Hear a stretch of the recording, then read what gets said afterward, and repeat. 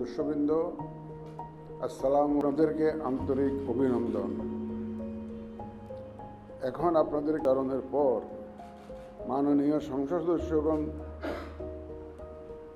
আমি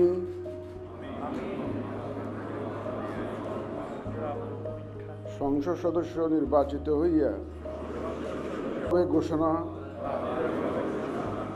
করিতেছি যে আমি যে কর্তব্যভার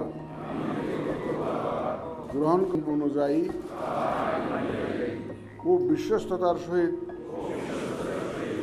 পালন করিব।